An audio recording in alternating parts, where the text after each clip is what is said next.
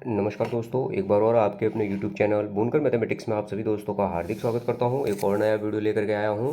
और दोस्तों, आज के इस वीडियो में हम बात करेंगे रीट भर्ती परीक्षा 2024।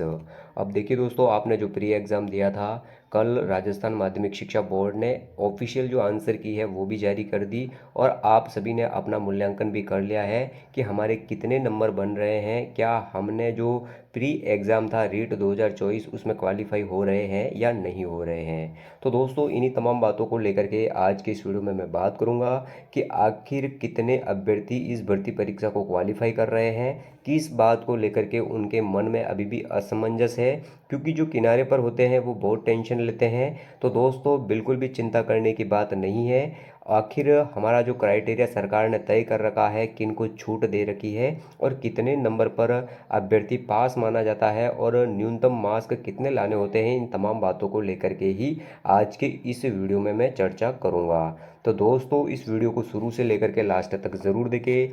चैनल को अगर अभी तक आपने सब्सक्राइब नहीं किया है तो जल्दी से जल्दी हमारे चैनल को सब्सक्राइब करें, साथ में ही प्रेस बेल आइकन को क्लिक करना बिल्कुल ना भूलें, ताकि मेरे वीडियो की नोटिफिकेशन सबसे पहले आपको मिल सके।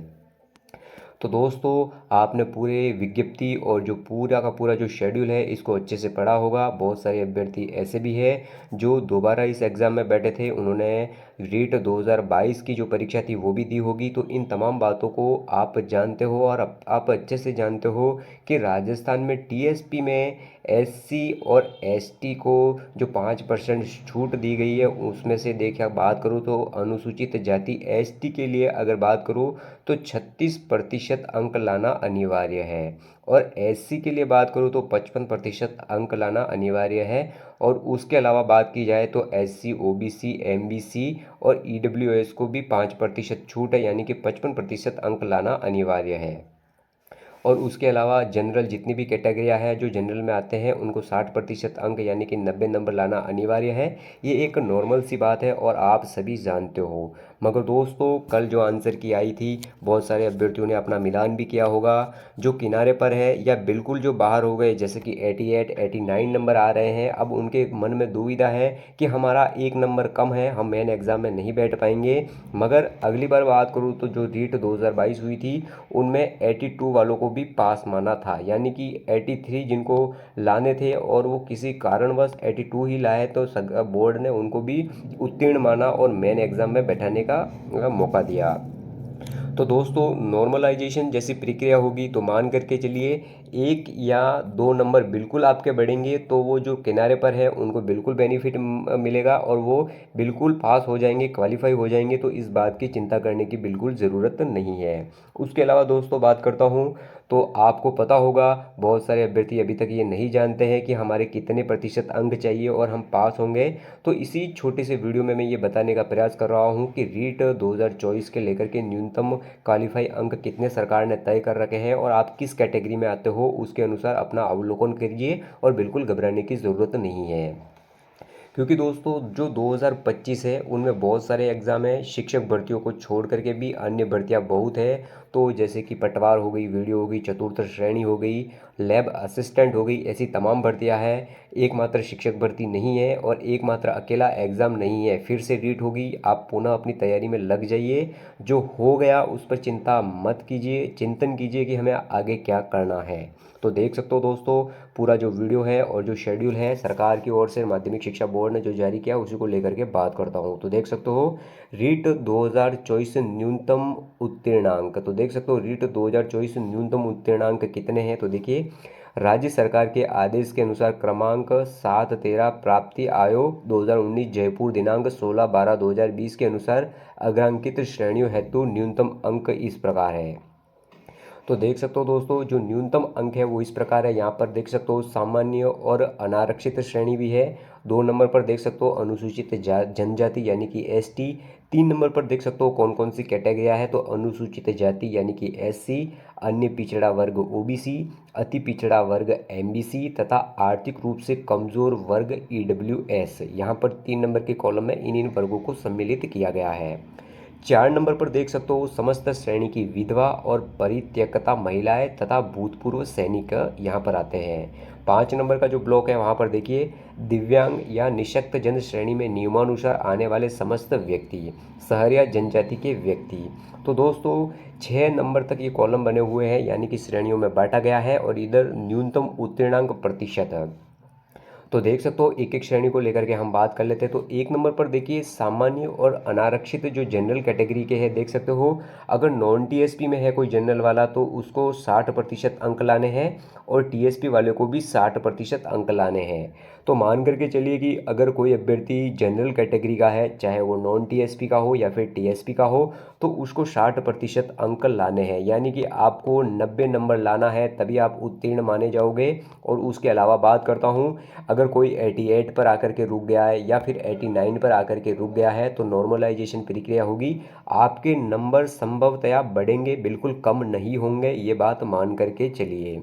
आगे बात कर लेते हैं। तो 2 नंबर पर देख सकते हो अनुसूचित जाति एसटी, अनुसूचित जनजाति एसटी। तो देखिए अगर नॉन टीएसपी की बात करूँ तो उनको 55% यानी कि 83 नंबर लाने हैं। और दूसरी तरफ बात करूँ तो टीएसपी में 36% यानी कि उनको 54 नंबर लाने हैं। तो दोस्तों बिल्कुल आसान सा काम है, ला सकते हैं 54 नंबर वाले टीएसपी में, तो बिल्कुल कोई भी इतनी दिक्कत नहीं आएगी।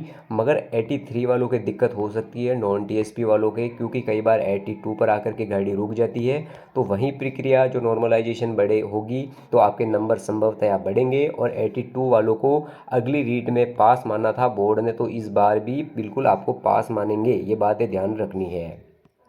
आगे देखिए 3 नंबर का जो कॉलम है और उसकी श्रेणियों को लेकर के चलता हूँ। तो अनुसूचित जाति एससी, अन्य पिछड़ा वर्ग ओबीसी, अति पिछड़ा वर्ग एमबीसी तथा आर्थिक रूप से कमजोर वर्ग ईडब्ल्यूएस की बात करूँ तो यहाँ पर देख सकते हो 55% अंक लाना उनके लिए अनिवार्य है। तो देख सकते हो दोस्तों यहाँ पर ओबीसी, एससी और इन तमाम वर्गों के लिए 55% अंक लाना अनिवार्य है।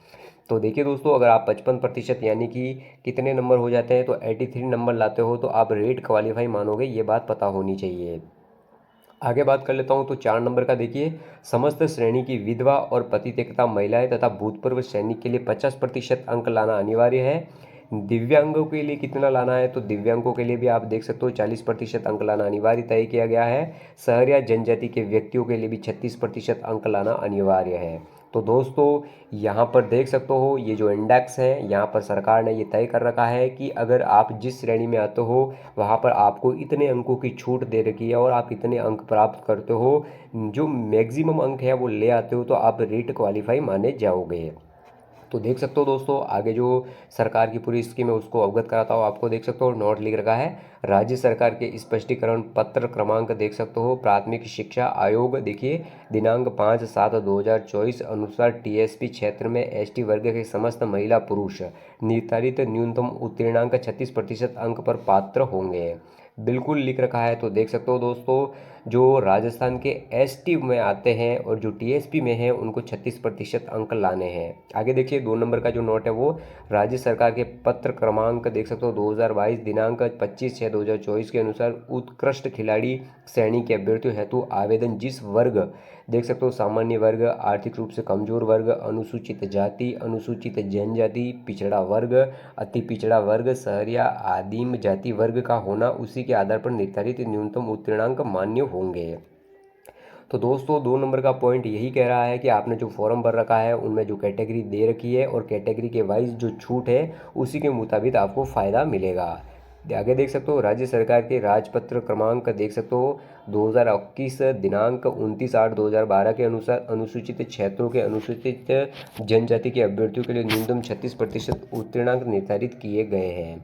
तो दोस्तों मेरा मोस्ट ऑफ वीडियो बनाने का उद्देश्य यही था कि बहुत सारे अभ्यर्थी हैं उनको सब बात पता है कि हमें कितने अंक लाने हैं और कितने अंकों पर हम पास माने जाएंगे, मगर दुविधा ये है कि अगर किसी के 90 नंबर लाने हैं तो वो 89 पर ही रुक गया, और अगर किसी के 83 नंबर लाने हैं तो दोस्तों मान करके चलिए कि वो 82 पर ही रुक गया। अब ये उनके मन में बड़ी दुविधा है कि हम क्या करें, हमें पास माना जाएगा या नहीं माना जाएगा। निश्चिंत रहिए दोस्तों, भगवान को भरोसा कीजिए। और मैं बार बार ये बताने का प्रयास कर रहा हूँ कि अगली रीट हुई थी इससे पहले, उनमें 82 वालों को पास मान लिया गया था बोर्ड के द्वारा, और जिनके 89 है तो नॉर्मलाइजेशन जैसी प्रक्रिया होगी, 1 या 2 नंबर आपके बढ़ोतरी होगी, घटने का बिल्कुल सवाल पैदा नहीं होता है। तो आपके नंबर बढ़ जाएंगे 1 या 2 नंबर, तो आप वैसे ही क्वालिफाई हो जाओगे। तो दोस्तों यही कहना चाहता हूँ, आप जिस भी वे में तैयारी कर रहे हो, जो भी तैयारी आपने अभी तक की है उससे आगे बढ़िए, मेन एग्ज़ाम पर फोकस कीजिए। जो आंसर की आ गई है